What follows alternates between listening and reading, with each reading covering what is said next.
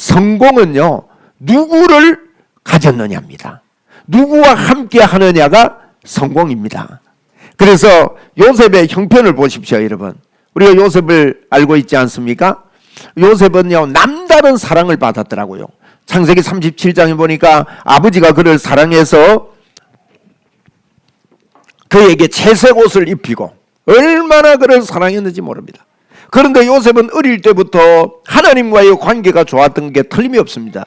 그가 계시의 문이 열리고 기도하고 이렇게 하면 하나님께서 그에게 말씀도 해주시는데, 요셉에게 꿈을 통해서 2번이나 하나님의 임재의 역사, 그가 어떻게 될 것을 말씀을 해주는데, 여러분 그 이야기를 들을 때 사람들이 이상하잖아요. 네가 조그만 게 네가 무슨 그런 사람이 되느냐.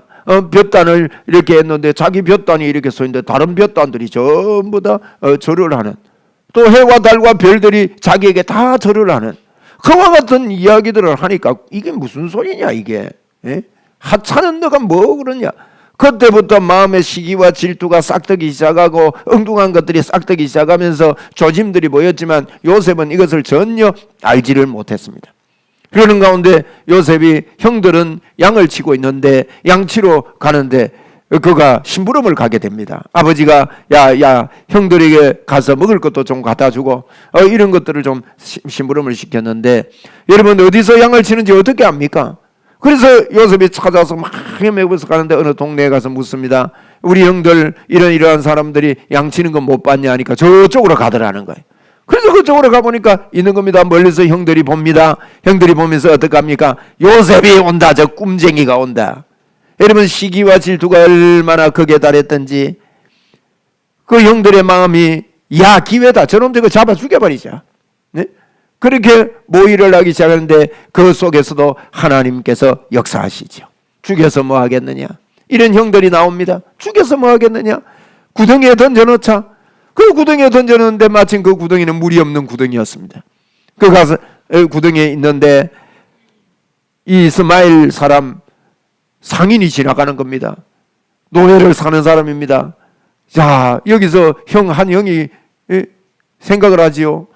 유다가 생각을 합니다. 유다 형이 넷째 형이거든요. 생각을 하면서 야, 저기서 동생을 저기 넣어놨다가 내일 죽이면 어떡할까? 오히려 저 상인에게 팔아버리면 안 좋겠냐? 그래가지고 여러분 상인에게 팔지 않습니까? 돈을 받고 팔려갑니다. 얼마나 울었겠습니까? 그 요셉의 여러분 형편을 한번 보십시오. 이제 팔려가서 뜨거운 태양볕에 이집트로 팔려갔습니다. 이집트 시장에다가 내놓고 소처럼 양처럼 염소처럼 그가 팔려가는 신세가 됐습니다.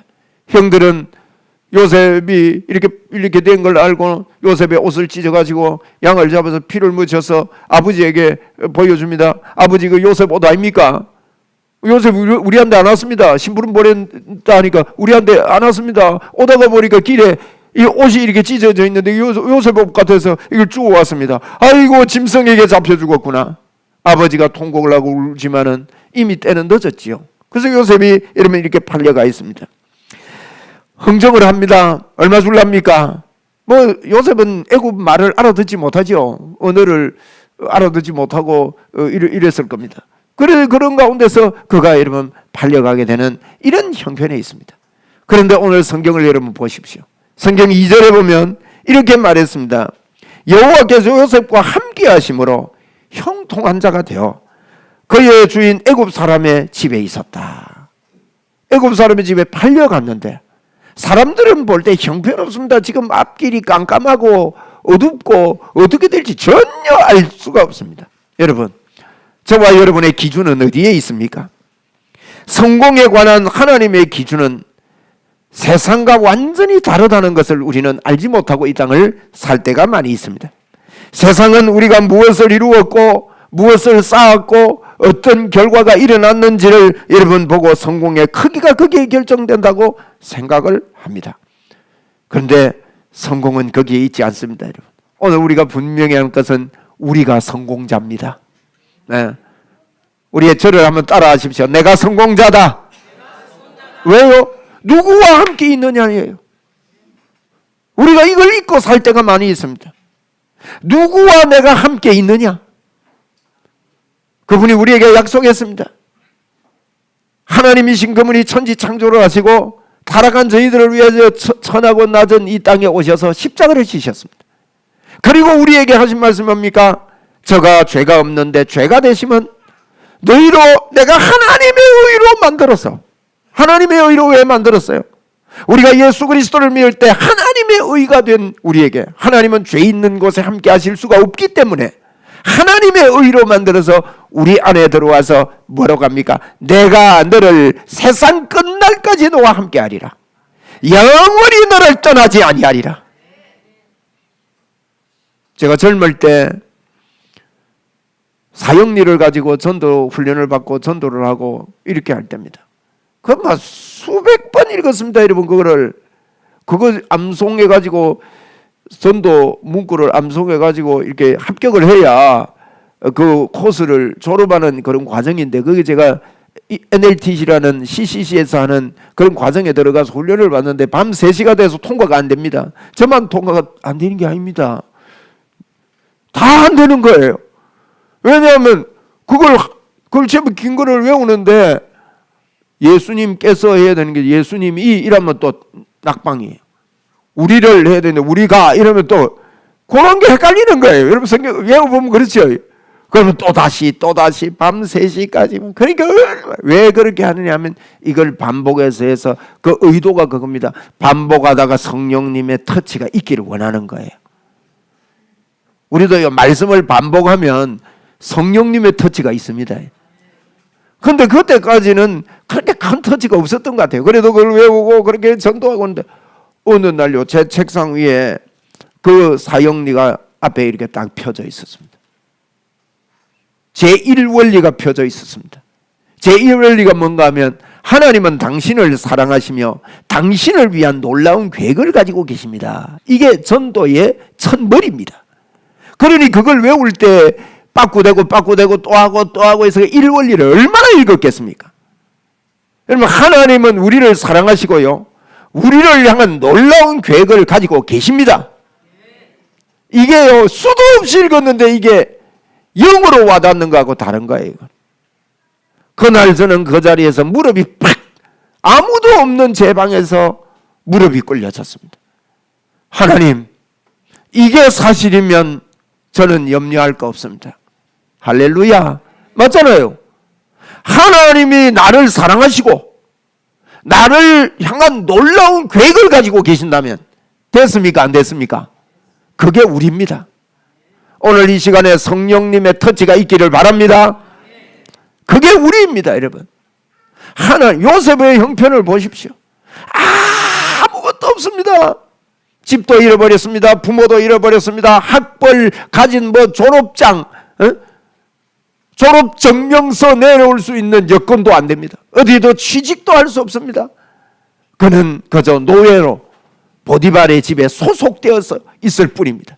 시키는 데 일하는 노예, 아무 소망이 없는 것 같은 그 노예에게 하나님께서 그 요셉에게 정의를 내리는 것이 오늘 39장 2절 말씀입니다. 하나님이 요셉과 함께 하심으로 형통한 자가 되어 그의 주인 애굽에 있었다는 겁니다. 오늘도 저와 여러분이 어떤 처지, 어떤 형편에 있을지라도 하나님께서 우리와 함께 하심으로 우리는 형통한 자가 되어 여기에 있다는 것을 아멘으로 믿으시기 바랍니다. 그렇습니다. 이걸요, 우리에게 주신 하나님의 축복입니다. 세상에 요셉보다 더 불쌍한 사람이 여러분 어디에 있습니까? 그렇게 사랑하던 아버지도 어머니도 볼 수 없고 여기가 어딘지도 모르고 앞이 깜깜하고 절망적인 그에게 어떠십니까? 지금 요셉처럼 아무것도 없다고 생각하십니까? 그렇다면 오늘 이 하나님께서 우리에게 말씀하시는 이 말씀을 믿음으로 받아들여야 될 줄로 믿습니다, 여러분. 은혜를 받아야 삽니다. 은혜 받읍시다. 은혜를 받아야 삽니다. 우리는 그냥 사는 사람들이 아닙니다.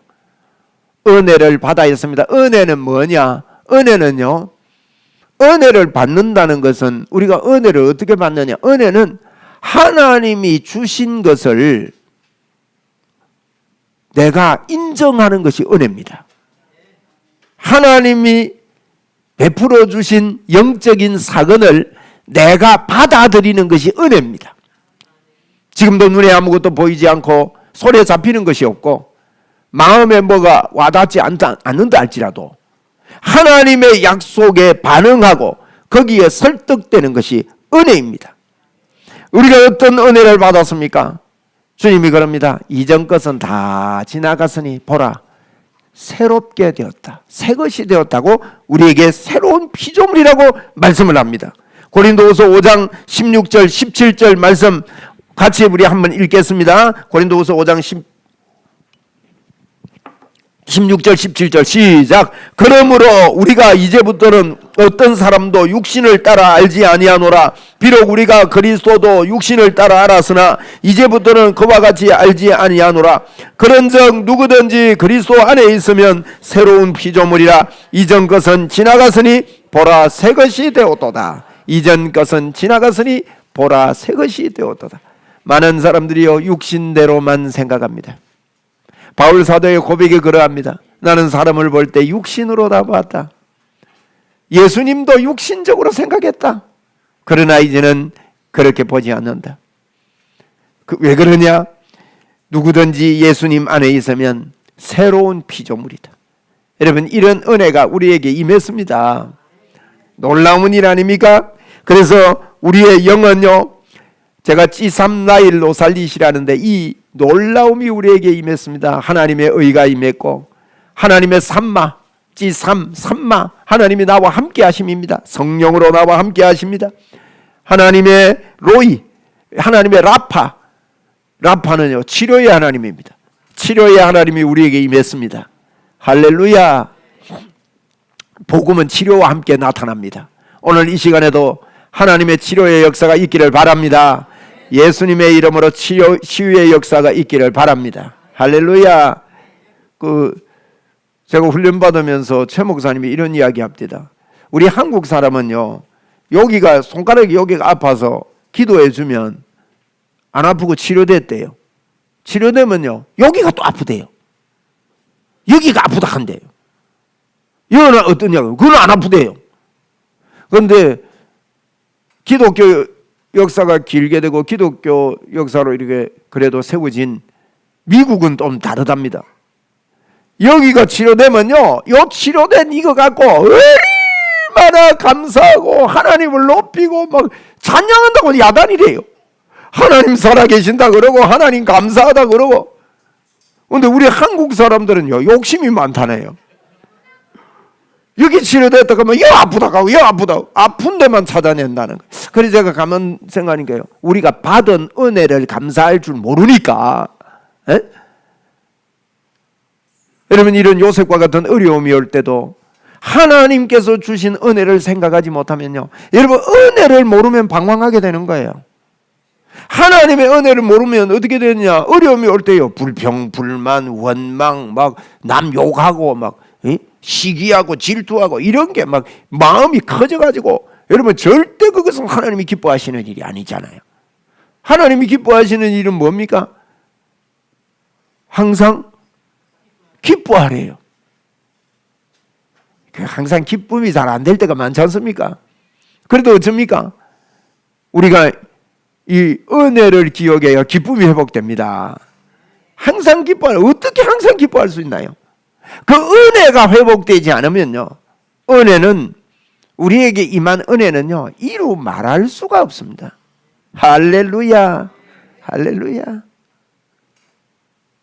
할렐루야. 저는 요 근래에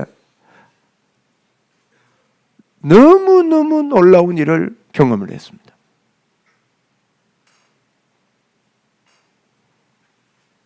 하나님께 기도하고 묻고 손을 올렸는데요 그 자리에서 하나님께서 치료하시고 깨끗하게 해주셨어요. 얼마나 감사한 일인지. 그거는 이루어질 수 없는 일이었어요. 여러분 우리 지난날에 하나님에게 나에게 주신 은혜를 잊어버리면요 지금 나와 함께 하시는 하나님을 의지하기보다도 은혜를 잃어버리면 마음의 불평과 원망과 여러분 시기와 질투와 이런 것들이 올라와서 사단이 춤을 추게 되고 이 은혜를 누리지 못하게 되는 것입니다. 여러분 우리에게 새로운 피조물로 우리를 변화시켜 주셨습니다. 그래서 꼭 우리가 이렇게 선포합시다.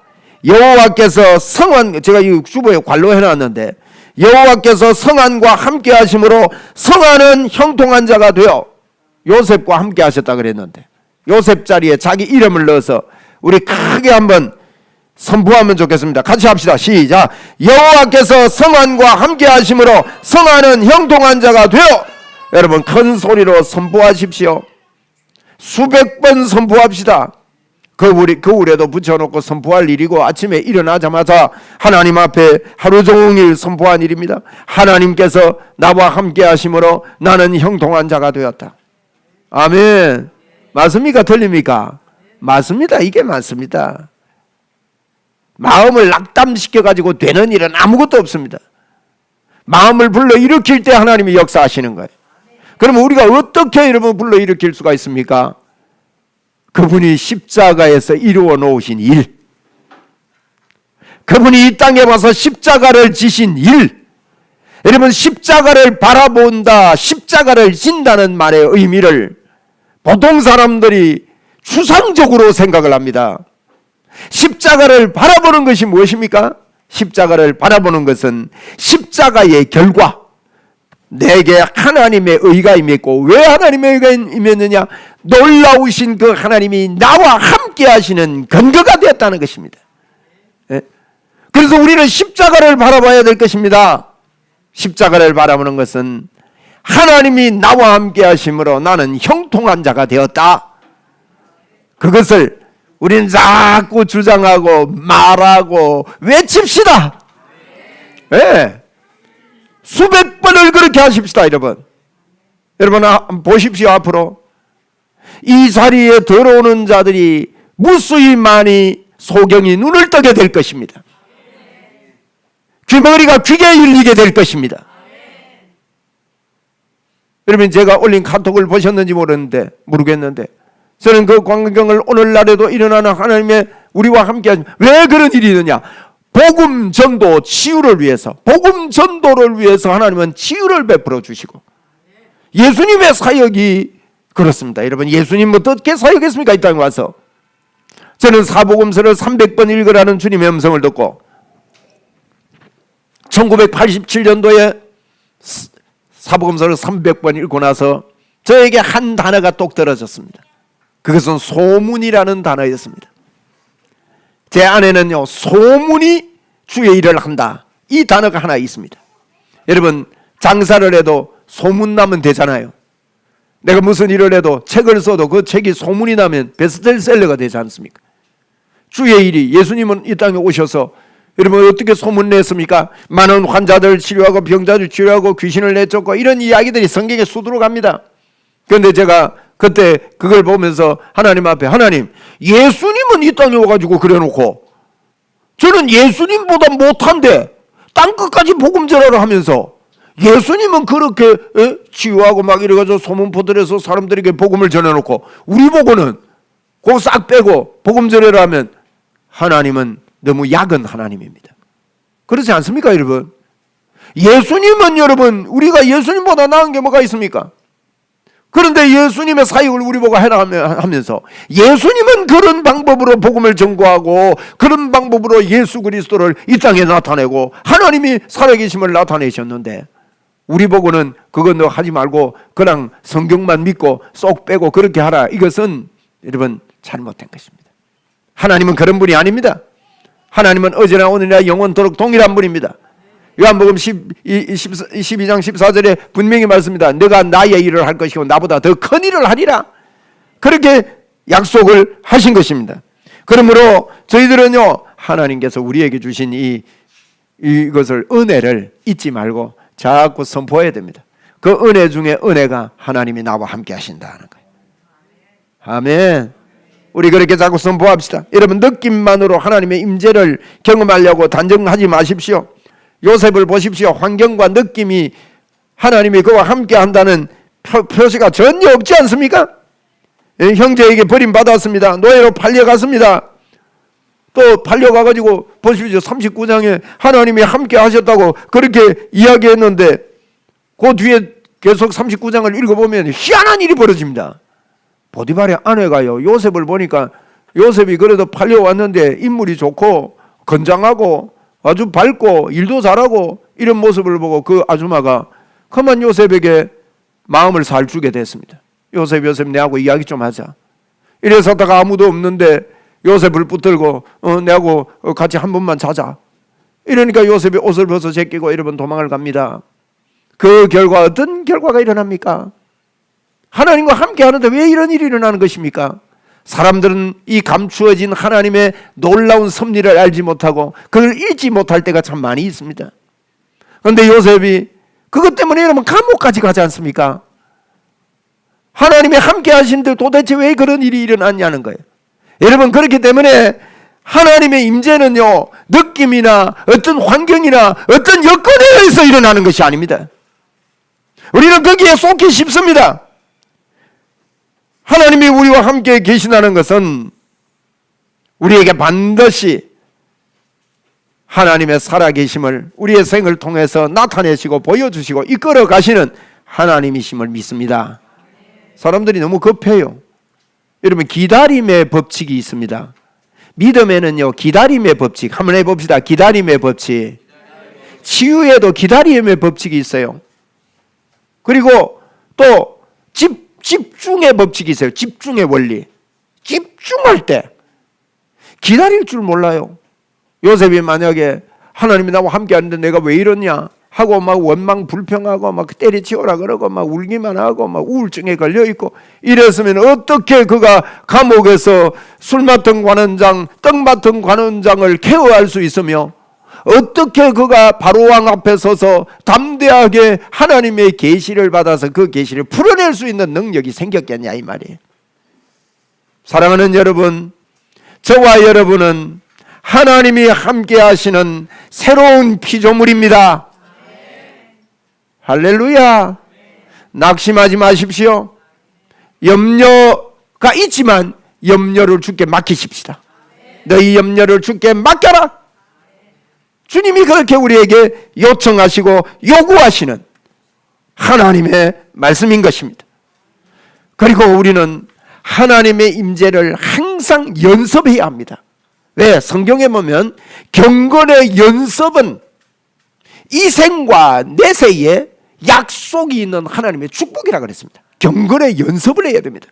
그러면서 뭐라 했는지 아십니까? 육체의 연습은 약간의 유익이지만 경건의 연습은 범사에 모든 일에 유익이 있다 그랬어요. 육체의 연습은 약간의 유익이 있단 말이에요. 육체의 연습하는 사람들 보면요 잘 되면 해액합니다. 못 되면 막 원망 불평하고 뒤엎어 버리고 안 된다 그러고 막 자살해 버리고 이거요.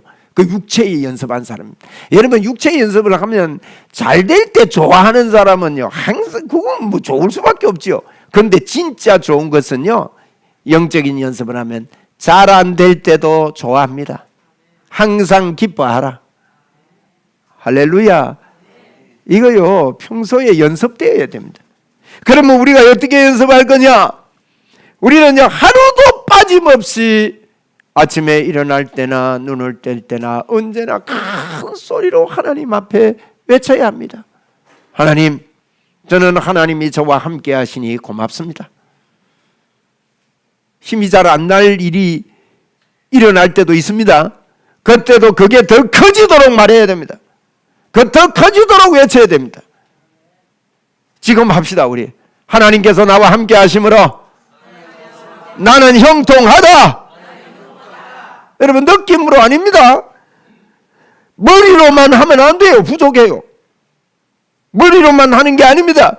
인정하는 훈련, 말로 선포하는 것만큼 효과적인 것은 없습니다. 말로 선포해야 합니다. 자꾸 말해야 됩니다. 임재가 느껴지지 않아도 느낌을 따르지 말고 하나님이 예수 그리스도를 이 땅에 보내서 십자가에 죽으신 것은 그분이 우리 속에 들어와서 이 땅을 사는 복음 전거하는 저와 여러분에게 한 번도 떠나지 아니하고 영원토록 함께 계시겠다고 약속하시고 그분이 우리가 나아가 주의 복음을 담대하게 말하고 예수 그리스도를 선포할 때 표적과 기사로 하나님이 함께 하시는 증거를 보여주시는 하나님의 역사인 줄로 믿습니다. 여러분, 느낌이 진리가 아닙니다. 환경이 진리가 아닙니다. 하나님의 말씀이 진리인 것입니다. 내가 결코 너를 버리지 아니하고 내가 결코 너희를 떠나지 아니하리라. 이것은 제가 목사 될 때 주신 메시지입니다.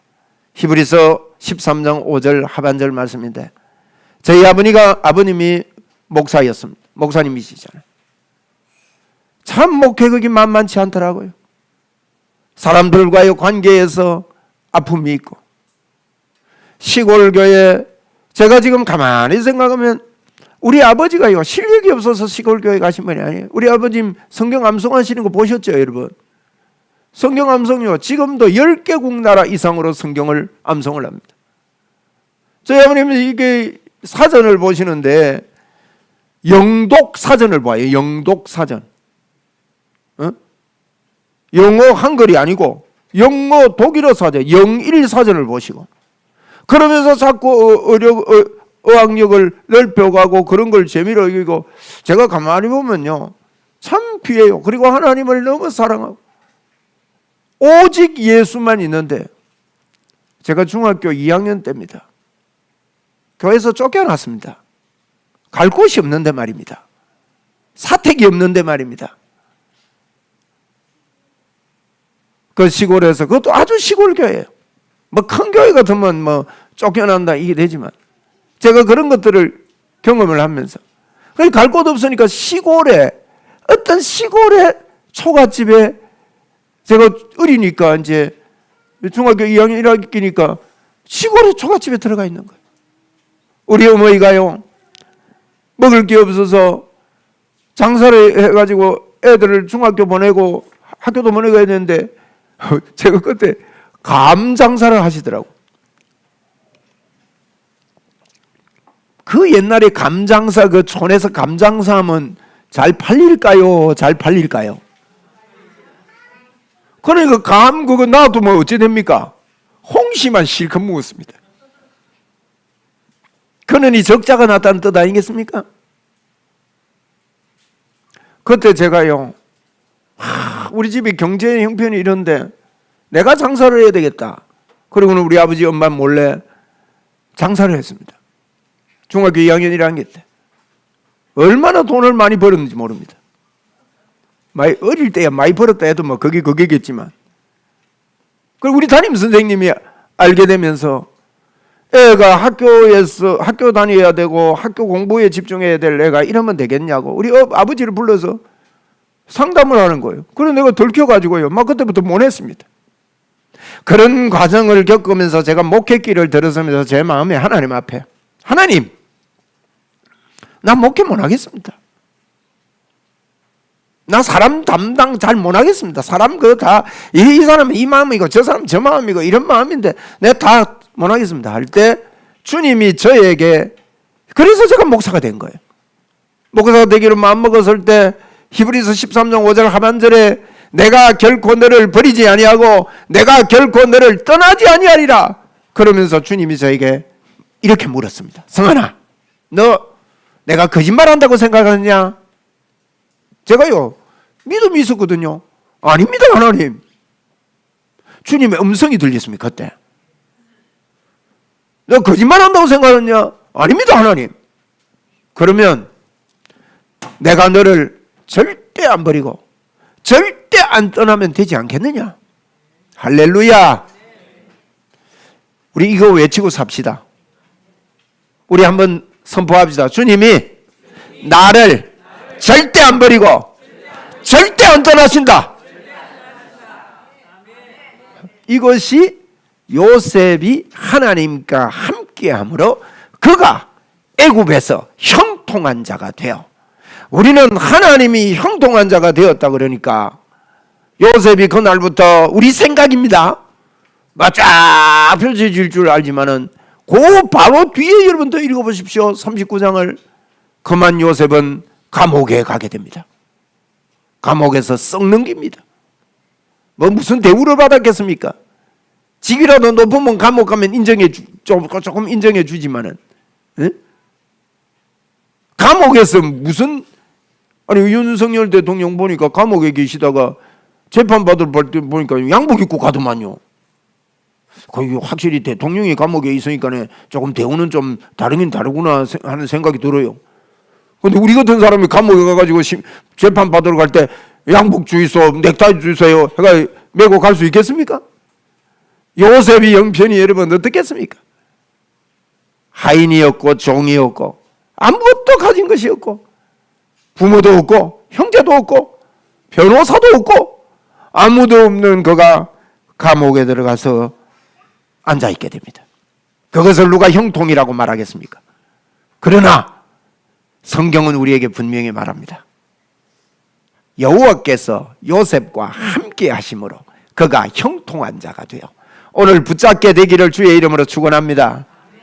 저와 여러분이 잡아야 될, 그리고 끊임없이 주님 앞에 고백하며 이 땅을 살아야 될 말씀이 뭔가 하면, 하나님께서 나와 함께 하심으로 내가 형통한 자가 되어, 이것이 우리의 슬픔을 덮을 것이고, 이것이 우리의 염려를 덮을 것이고, 이것이 우리의 절망을 덮을 것이고, 소망이 없는 자에게 꿈과 희망과 새 힘을 공급하시는 말이 바로 임마누엘이라는 사실입니다. 하나님이 나와 함께 하시는 이 놀라운 사실 앞에 여러분, 이것을 붙잡은 사람은 때때로 힘든 일이 있고 역경이 있고 하더라도, 역경 없는 사람 없습니다. 여러분, 사업을 해도요 폭삭 망했다가 대성하는 경우가 대부분입니다. 그런 역경 속에서도 하나님이 나와 함께 하신다는 이 올곧은 믿음, 이것이 바른 믿음이에요. 하나님이 나와 함께 하는 사람은요 풍성함이 임합니다. 마음의 여유로움이 임합니다. 하나님께서 저에게 그저께 한 꿈을 보여주셔서 꿈 이야기 하나 하고 마칠게요. 아주 기분이 안 좋은 꿈이었습니다. 인형 같은 것을 이렇게 어디에 놓았는데 그 밑에 뭐가 이렇게 젖어 있는 거예요. 그러니까 이게 젖어 있는 게 아니고 이제 색깔이 있는 게 우중충하게 빨려 올라온 거예요. 그냥 아주 귀한 건데, 그래서 이걸 또 올려놨는데요, 한쪽은 색깔이 올라오고 한쪽은 깨끗하고, 그게 보기가 싫어서 제가 밑에서 막 돌 같은 걸 가지고 그걸 맞추려고, 그거 없애버리려고 막 던지는데, 아니 그거 어느 우리 교인 중에 한 분이 그걸 또 안고 있는 거라. 그래서 제가 이거 저분 때리면 안 되는데, 저분 맞으면 안 되는데, 근데 저분은 없애야 돼 이러면서 계속 던지는데, 제가요 조마조마하면서 던지고 이러는데 너무 세게 던지면서 잠을 깼습니다. 얼마나 기분이 안 좋던지. 하나님, 저는 거의 헛된 꿈을 잘 안 꿉니다. 하나님께서 보여주시는 꿈을 꾸게 해달라고 자꾸 기도를 하는데, 그런 꿈을 꾸고 나면 하나님 앞에 여쭙지요. 하나님, 성령 하나님, 이게 무슨 꿈입니까 도대체? 도대체 기분이 나쁘고 도대체 안 좋습니다. 알게 해주십시오. 이러는데요, 성령님이 저에게 깨달음을 주시는 거예요. 제가요 온 교회가 똑같이 한 마음으로 똑같이 만들어야 되겠다 이 생각을 한 거예요. 그러니까 그걸 갖다가 똑같이 만들어야 되겠다 생각하면서 막 틀린 걸 향해 막 공격을 하니까 성령님 그러더라고요. 안 같아진다. 있는 그대로 품고 가라. 제 마음이 얼마나 평안해지든지. 여러분, 우리 사람은 마음이 잘 안 같아집니다. 임마누엘의 마음으로 예수 그리스도로 집중해서 일어서는 저와 여러분 되기를 바랍니다. 예. 왜 저 사람이 나와 안 같아? 하고 여러분 돌을 던질 때 성경이 그랬지 않습니까? 저 사람의 눈에 티를 뽑으려고 그러면 네 눈에 덜보가 있는 거예요. 틀림없습니다. 그래서 눈을 쑤셔서 온데 피가 나게 하고 범벅을 만들어서 더 엉망으로 만들려는 그와 같은 원리를 우리는 알고 있지만, 이 임마누엘의 은혜를 모르면 하나님이 거저 주신 공짜로 주신 이 은혜를 모르면 방황할 수밖에 없는 것입니다.